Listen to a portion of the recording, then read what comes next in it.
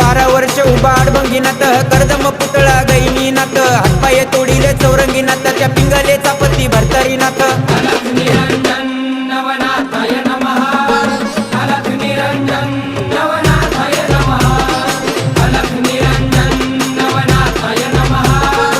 अलख निरंजन नवनाथाय नमः